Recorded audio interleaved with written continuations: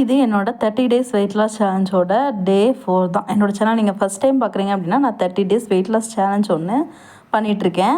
அதில் டெய்லி நான் என்னெல்லாம் சாப்பிட்றேன், என்ன எக்ஸசைஸ்லாம் பண்ணுறேன்னு சொல்லி வீடியோ போட்டுட்ருக்கேன்.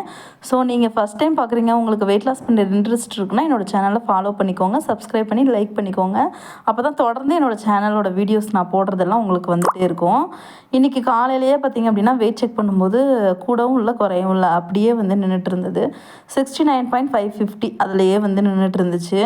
காலையில் பாப்பாவை ஸ்கூல் போயிட்டு வந்ததுக்கப்புறம் தான் பார்த்திங்கன்னா என்னோடய எக்ஸசைஸ் வந்து ஸ்டார்ட் ஆகும். இப்போ வரைக்கும் நான் ரொம்ப நாள் கேப் ஆகிடுச்சின்றதுனால எனக்கு ஸ்டார்ட் பண்ணுறதுக்கு ரொம்பவே பார்த்திங்கன்னா கஷ்டமாக இருக்குது. காலையிலேயே பார்த்திங்கன்னா ஃப்ரெண்டு கூட ஒரு 20 மினிட்ஸ் வாக்கிங் போயிடுவேன். பெங்களூரில் சரியான குளிர், எழுந்திருக்க முடியலை. ஆனாலும் வேறு வழி இல்லை, எழுந்திரிச்சு தான் ஆகணும் இல்லையா. ஒரு 20 மினிட்ஸ் வந்து வாக்கிங் போயிடுவேன். அதுக்காக தான் ஸ்மார்ட் வாட்ச் வந்து கட்டியிருக்கேன். இதில் வந்து என்னோடய ஸ்டெப்ஸ் வந்து கவுண்ட் ஆகும். அதுக்கப்புறம் பார்த்திங்கன்னா காலையில் பிரேக்ஃபாஸ்ட்டுக்கு நான் பாப்பாவை ஸ்கூலில் கொண்டு போய் விட போகும்போதே பப்பாளியை நல்லா மசிச்சுட்டு, நல்லா பழமாக இருந்தது, மசிச்சுட்டு அதில் ஓட்ஸு, பால், அதுக்கப்புறம் ஹனி சேர்த்து நல்லா மிக்ஸ் பண்ணி எடுத்து வச்சுருக்கேன். இது வந்து பாப்பா சாப்பிட மாட்டா, நான் மட்டும்தான். வந்தோடனே சரியான பசி, எனக்கு அந்த எக்ஸசைஸ் பண்ணுறதுக்கான இன்ட்ரெஸ்ட் வந்து சுத்தமாக இல்லை. பட் அதை ஸ்டார்ட் பண்ணிட்டேன் அப்படின்னா டெய்லி பண்ணிடுவேன். பட் ஆனால் அதை ஸ்டார்ட் பண்ணுறதுக்கு எனக்கு இன்னுமே வந்து பார்த்திங்கன்னா ரொம்ப கஷ்டமாக இருக்குது.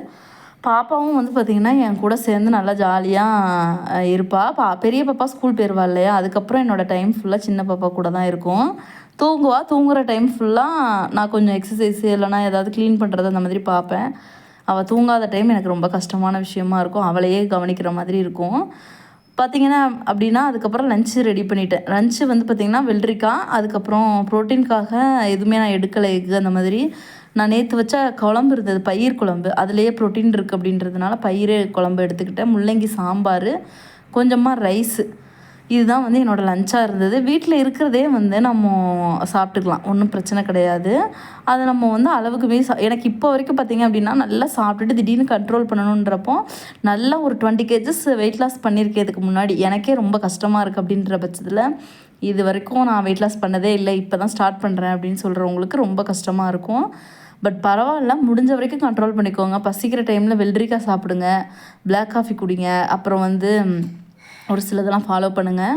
ஒரு 4 மணி இருக்கும், நான் வந்து டிவியில் எக்ஸசைஸ் வீடியோ வந்து போட்டு விட்டுட்டேன். அதை போட்டுட்டு தான் நான் பண்ணுவேன். நான் அன்றைக்கி ஸ்டார்ட் பண்ணும்போது ரொம்ப தூரம், ரொம்ப எவ்வளோ மணி நேரம்னு பார்த்திங்கன்னா 10 மினிட்ஸ் தான் பண்ணியிருந்தேன். ரொம்ப டைம் பண்ணேன் அப்படின்னா அது எனக்கு செட் ஆகாது, உடம்புலாம் ரொம்ப வலிக்க ஆரம்பிச்சிரும். தூரமாக இருந்து என்னை பார்க்குறவங்களுக்கு தெரியும் நான் எந்த அளவுக்கு வெயிட் போட்டிருக்கேன் அப்படின்னு சொல்லிட்டு. எனக்கே வந்து வீடியோவில் பார்க்கும்போது ஆச்சரியமாக தான் இருக்குது. பட் எனக்கு தெரியல, நேரில் பார்க்கும்போது வயிறுலாம் பார்த்திங்கன்னா நல்லா பெருசாக வந்து ஆயிடுச்சு. அதுக்கப்புறம் கைக்கு ஒரு 10 நிமிஷம் பண்ணிட்டேன். கை வந்து எனக்கு எப்போதுமே வெயிட் போட்டுச்சு அப்படின்னா ஃபஸ்ட்டு கைக்கு தான் போடும். ஸோ அதனால் கையை வந்து குறைக்கணும் அப்படின்றதுக்காக டெய்லியும் கைக்கு ஏதாவது ஒரு எக்ஸசைஸ் பண்ணிடுவேன். ஸோ ஒரு 10 மினிட்ஸ் வந்து கைக்கு எக்ஸசைஸ் பண்ணியிருந்தேன். நீங்கள் வந்து எக்ஸசைஸ் தான் பண்ணணும்லாம் கிடையாது. எக்ஸசைஸ் பண்ணாமல் டயட் மட்டும் இருந்து கூட வெயிட்லாம் குறைக்கிறாங்க. பட் ஆனால் நான் இது வரைக்கும் அதை ட்ரை பண்ணதே கிடையாது. ஏதோ ஒரு கண்ட்ரோல் இல்லாமல் கண்டிப்பாக ஏதாவது ஒன்று சாப்பிட்டோன்னா கூட இந்த எக்ஸசைஸ் பண்ணும்போது நம்மளுக்கு ஈக்குவல் ஆயிரும். கண்டிப்பாக ஏதாவது ஒரு ஃபிசிக்கல் ஆக்டிவிட்டீஸ், அது வாக்கிங்காக இருக்கலாம், எக்ஸசைஸாக இருக்கலாம், எதுவாக வேணாலும் இருக்கலாம், ஏதோ ஒன்று நீங்கள் வந்து பண்ணிகிட்டே இருங்க. இல்லைனா குழந்தைங்க கூட டான்ஸ் பண்ணலாம். நேற்று பார்த்திங்கன்னா நான் குழந்தைங்க கூட டான்ஸ் பண்ணியிருப்பேன். அந்த மாதிரி ஏதாவது ஒரு மூமெண்ட் வந்து நம்ம கொடுக்கணும். அப்போ தான் வந்து நம்ம சாப்பிட்ற சாப்பாடுக்கும் அந்த மூமெண்ட்டுக்கும் நல்லா வந்து வெயிட் லாஸ் வந்து உங்களுக்கு நடக்கும். நான் போடுற வீடியோவில் நான் சாப்பிட்ற சாப்பாடில் உங்களுக்கு ஏதாவது டவுட் இருந்தது அப்படின்னா கண்டிப்பாக தாராளமாக எனக்கு கமெண்ட்டில் சொல்லுங்கள்.